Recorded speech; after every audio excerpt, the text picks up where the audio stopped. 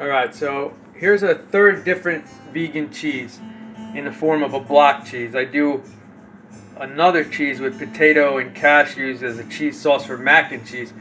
But here's an original recipe that I had found, and I never tried it because I'm not too into this right here. Alright, old school vegan mac and cheese, some oil, some coconut milk, and some nutritional yeast, right? It's alright, but it's not really that good. It'd be like having like no name brand box mac and cheese compared to the best box mac and cheese, okay? So what I had done with my other two cheese recipes is there's two different companies. Thrive Market has a shaker cheese, vegan Parmesan, and Follow Your Heart has a shaker cheese, vegan Parmesan. And what I would do is I would just use either or of them, and 3 tablespoons of it, 1.5 tablespoons of the agar, a teaspoon of this. Sometimes I don't even use that, but it helps it melt a little bit better. And then just plain water. You don't even need anything else. Just plain water and some salt. And if you want seasonings or herbs or whatever you want, you do it. So their recipe here is just substituting this and saying to use that instead of water. I did choose to use this instead of water because I know what this tastes like. And it's, I mean, you could say it has a slight flavor towards a cheese, but I don't know, it's kind of weird. So I figured it'd be better to use this than to use water with it. And I used 2 cans of this. It was supposed to be a 13.5 ounce or 15 ounce can. They sent me 2 of these little 5 ounce cans. So I added a little more water to it. So for this recipe here, throw 2 of those cans in, or 1 large can in your blender. Use about a half teaspoon of this, maybe a teaspoon if you want. I've never done it with this yet, so I don't know. I'm going based off the other shaker cheeses. The reason I'm doing this is because the other shaker cheeses are out of stock for a long time. I use 1.5 of agar. If you're not familiar with agar, it is a red algae. So it's a vegan gelatin. And then they said to use 2 tablespoons of this, which I did, the 2 cans of that. They say use a little splash or something, or however much of lemon juice. I don't have lemon juice, so I did ginger lemon honey of this apple cider vinegar. I just put a splash in there, and then I salted it to taste, and then I blended that up like I do my other one. I mean, I can tell it might taste a little bit more cheesy now because of the coconut milk and the salt, but it still has a slight nutritional yeast taste, so I'm not gonna sure how this will taste on pizzas and all that, but like I said, I'm doing it because the other ones are out. What I'm going to do is pour this in a pot.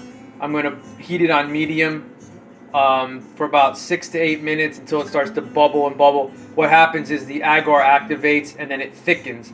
I need to keep whisking, take it off the stove, whisk. I happen to have molds that fit perfectly for this amount of 15 ounces in these molds. I don't know, they might be like, say, a 1/2 inch by 2 inches by 3 inches, just something like that. You could throw it in Tupperware or your own molds or whatever you have, but that's it. And then you put this, I got it on a board because it's flimsy, throw it in the fridge. In 20 minutes it will be cold and hard, and you got block cheese. But we'll see what happens, because like I said, it's the first time I'm doing it with nutritional yeast. We'll see. Excuse me. So if you don't know what nutritional yeast is, look up how it's made, because I forgot. But let's see if my camera sometimes doesn't want to pick this up.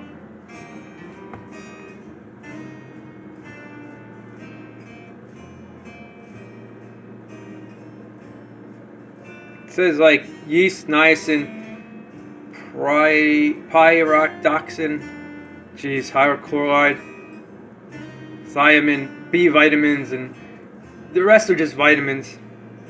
Now, how good this stuff is for you, I don't know. Oh, now it comes in, right? Look at the outrageous percentages. Why would you even do something like that, right? The body can only take what it can take. So I don't know if it's formulated with vitamins as the yeast. They take synthetic vitamins and infuse it with the yeast. I don't know. But anyway, it has a lot of vitamins. And it even got protein. It's in 3 tablespoons, it's got 8 grams of proteins and 3 grams of fiber. So in the sense of the vitamins they pump and all this, it's really good for you, but is it good for you the way it's made or as yeast? I don't know. Again, the vegan shaker cheeses I make, they don't have, well, the one has yeast, but it's not nutritional yeast. As a matter of fact, it says like something like inactive yeast or something like that. The other one has no yeast in it at all. So I'm not sure how good that is for you. I don't know. Just because they call it nutritional yeast, that doesn't mean it's actually good for you. Do the research. I'm not sure. I'm not sure if I'd ever use this again or not. This is was a holdover and a try before the other ones come back into stock. You know what I mean? Alright, so you get it to like this. You don't want to boil it over. Just make sure you stir the heck out of it all the time. Whisk it. You don't want it sticking to the bottom of the pan or anything like that. This looks like it's cooking up. Very similar to the other one that I make. You might say that's cheating because it's already considered vegan cheese, but it's a shaker cheese that I turn into both a sauce and both block cheese.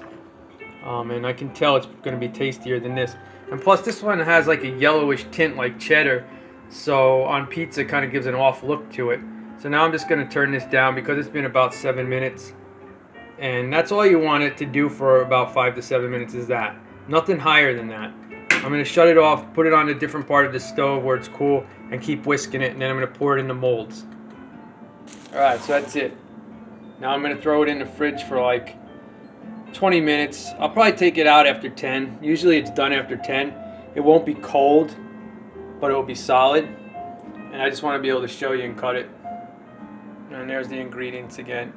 And then I'll go over the recipe again. Just, you know what, I'll go over the recipe after I cut it. That way I can tell you if it needs more or less or something compared to how I usually make the other one.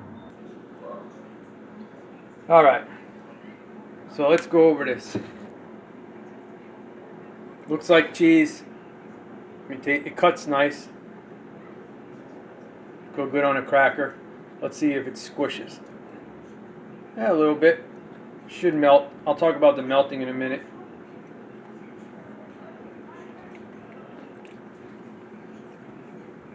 I mean, it has a cheesy taste, but you can taste that nutritional yeast. I think if I was to ever do this again, I would probably maybe do some onion powder in it, or I don't know. If I was going to make it cheese, I would probably put herbs and some seasoning in it to use on like crackers or in a taco or on a salad. Would I like this on a pizza? I don't know. I'm probably not, because it doesn't really taste like mozzarella or parmesan or anything like that. Now, that being said, you could do nice cheese and crackers, nice block cheese with this. Taste it once you make it. You can even do like this. You could pour it into your molds, pour 1 or 2 regular cheeses, and then do one with some herbs, do one with some seasonings, or do one with herbs and seasonings and one regular.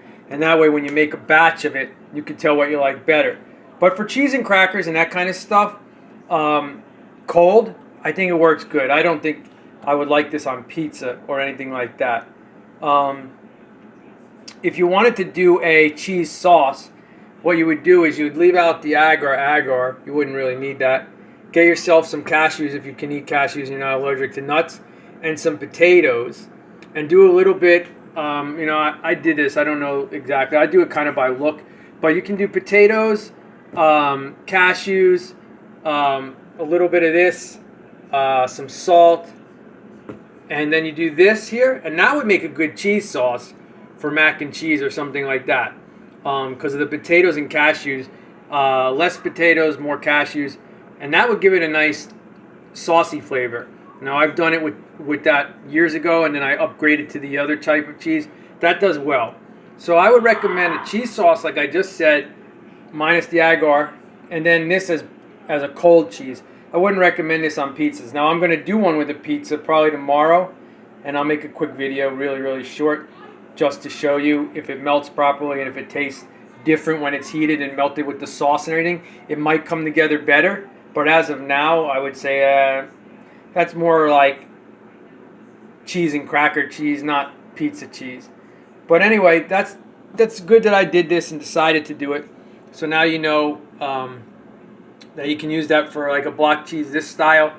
I'm imagining some onion powder in it would really help the flavor. And for a cheese, you could put maybe roasted red bell pepper in there or basil. That will help a lot as well for cheese and crackers. Now, I've done that before in these molds like with cheese, so I know it works. So I would recommend this for that, cold cheese. Cut it up in your salad, cut it up in your taco, cut it up in crackers or something like that. But I'm not thinking like warm melted yet, but I will do like a quick 3-minute video on it melted to see how it melts and what the flavor will come out like mixed in with the sauce and everything. Alright, so that's it for this guy. Not bad. And like I figured, that's why I didn't do it originally. And I bought the shaker cheese from those two companies because I just knew what this yeast tasted like ahead of time. Some people might not know what this is like and not taste it and think that's a simple, awesome vegan cheese, but it does have a slight flavor. I don't know how to describe a nutritional yeast flakes flavor, but it does work though. So you might want to try it. I don't know how much this was. This might have been like $6 for this giant size, 5 ounces. There's a lot in there. As you can see, it looks like I didn't even use any, but I used 2 full tablespoons for this recipe. So it might work out for you. And if you like it, like I said, with the herbs and with the spices, then good. And I'll let you know on the pizza though. All right? All right, thanks a lot. Hey, if you got any advice for me about doing this, if you've done this before and you say, hey, I can make it a little cheesier or a little bit less of that. Right now, off the top of my head, I'm thinking maybe a little bit more of the milk and less of this. That was 2 full tablespoons. Maybe a tablespoon and a half of this and another like ounce or 2 of this. That might make it whiter and a little bit more creamier with the coconut milk and less of the yeast flavor. So who knows? But if you got any advice, let me know. Love yous. Bye.